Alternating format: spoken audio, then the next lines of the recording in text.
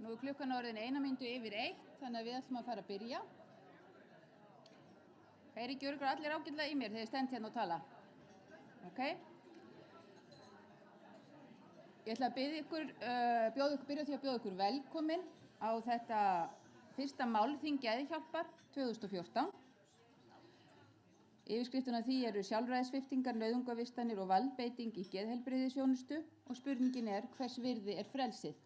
Ég heiti Hulda Dóra Styrmisdóttir og ég verð fundarstjóri hér í dag. Mitt verkefni er að halda utan dagskrána, hún er þétt skipuð. Það er margt góðra gesta hér sem ætlar að deila reynslu sinni fyrst og síðan að ræða stöðuna eins og hún er í dag og svo í lokin í pallborðinu að þá gefst okkur kostur á að ræða það hverju þarf að breyta og hvert framhaldi þarf að vera. Það eru 2 breytingar á dagskráni, ég ætla að segja ykkur frá þeim. Við ætlum aðeins að stytta kaffihléð. Það er kaffi hérna á borðum þannig að þið ættið ekki að verða kaffiþyrst. En kaffihléð verður í kringum 2:30, verður þá í cirka korter og þá er hægt að fara fram og ná sér í meðlæti, kaffi og koma aftur og setjast inn. Það bættist líka góður gestur hérna í pallborði hjá okkur. Hún heitir Rósa Björk Ágústsdóttir og hún hefur verið sjálfræðissvipt og hún ætlar að taka þátt í pallborðsumræðunum. En ég ætla að byrja á því að bjóða velkomin fyrsta ræðumann dagsins, það er Hrannar Jónsson, formaður Geðhjálpar. Gjörðu svo vel.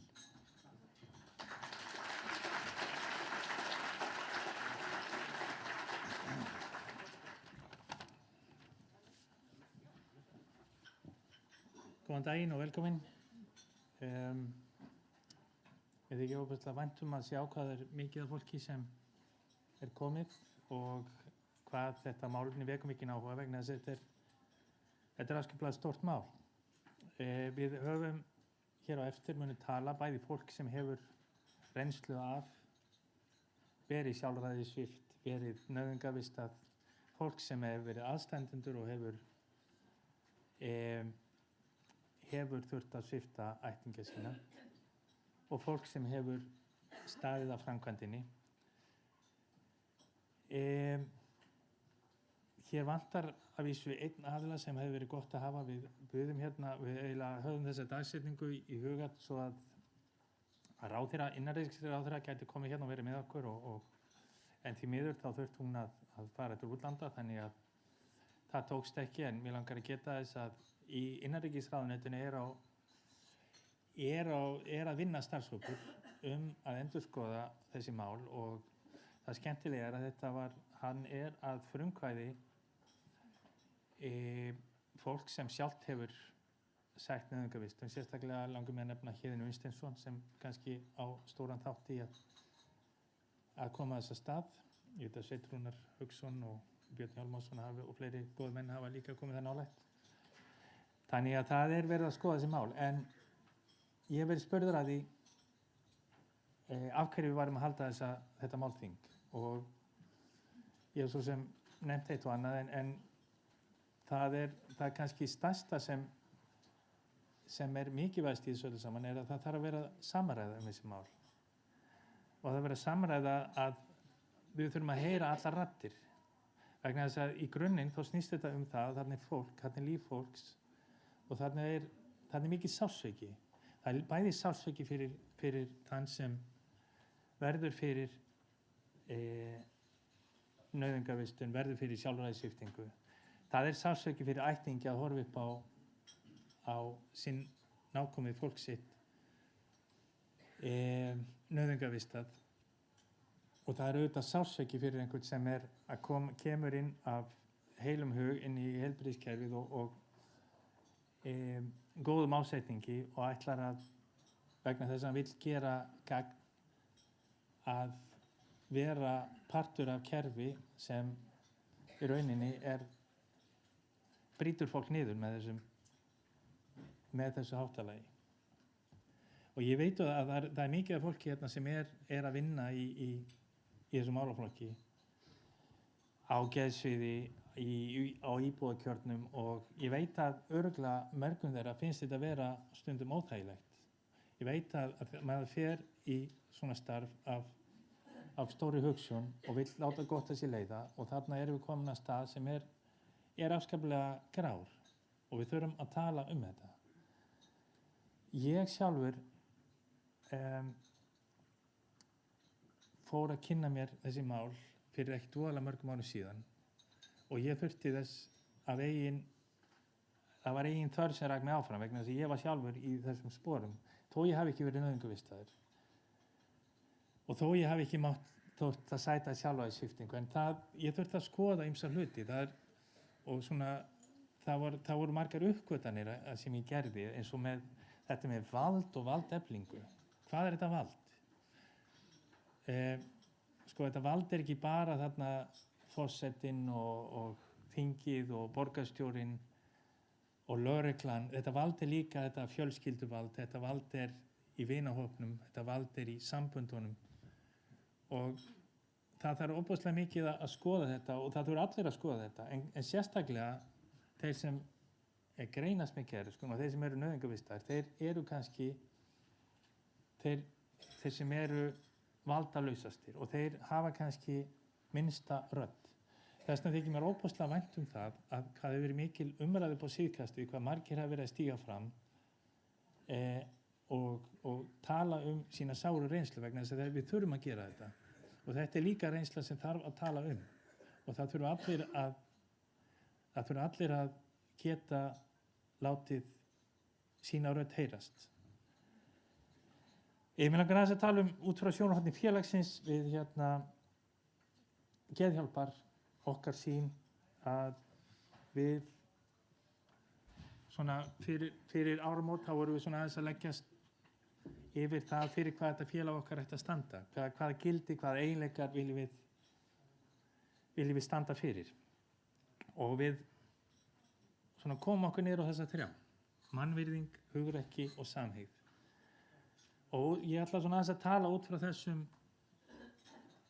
ef við ætlum að halda þessu á lofti, þessum hugsjónum, þessum gildum eins og mannvirðingu þá það kannski eitthvað sem þvert á það að það sé komið inn á heimilum hans og maður sé keyrður í gólfið og sprautað niður. Það er eitthvað sem algjörlega andstætt við mannvirðingu. Það er svona, við getum byrjað þar. Þannig að félagið afskaplega, ég get ekki annað sagt að við stöndum afskaplega skýrt með það að allir eiga rétt á mannvirðingu og við þurfum að reyna að finna aðra leiðir til þess að fást þessi mál. Því að ofbeldi svona ákveðin siðferðileg uppgjöf og við trúum því að það sé hægt að finna aðra leiðir. Við stöndum fyrir hugrekki.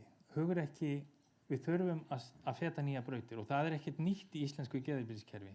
Við höfum fyrirmyndir alla leið frá 1934 að það var mjög hugrakkur maður, Helgi Tómasson, yfirlæknir sem kom inn á Klepp og ákvað bara að henda öllum ólum, henda öllum spennitreyjum og brenna. Þetta ofboðslegt hugrekki sem þurfti til þess að gera þetta. Og það voru örugglega ekki margir sem voru til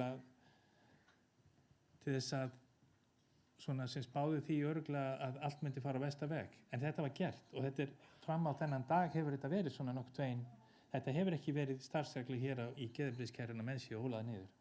Hérna að koma fólk, hérna í síðasta mánuði var fólk frá Svíþjóð sem var bara að kynna sér hvernig þetta hægt hérna á Íslandi að við getum gert þetta.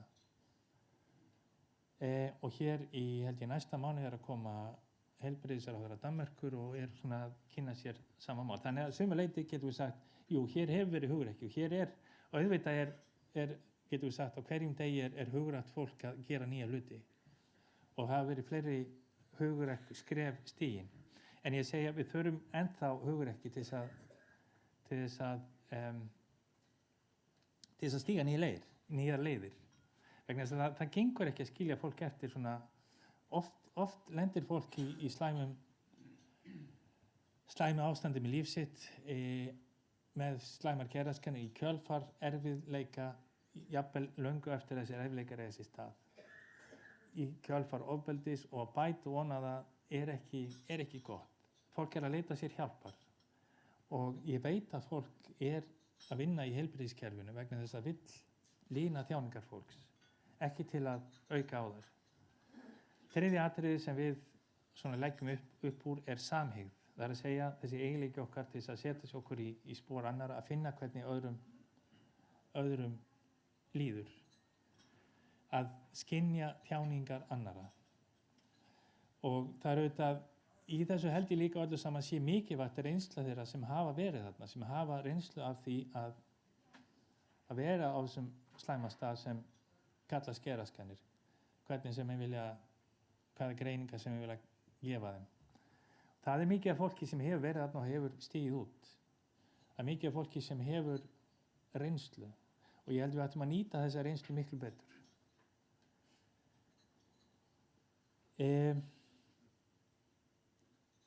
Þessi samræða afskaplega mikilvæg. Ég lærði það líka að þegar ég var að stíga minn spor að það mikilvægt að eiga samræðu og sérstaklega mikilvægt að eiga samræðu við valdið í sínu lífi. Og það ekki bara þessi hópur. Það líka við kannski sem Íslendingar þurfum að eiga samræðu við valdið, en það auðvitað efni fyrir annan dag. Ég held að það sé mikilvægt að við gefumst ekki of snemma upp á fólki.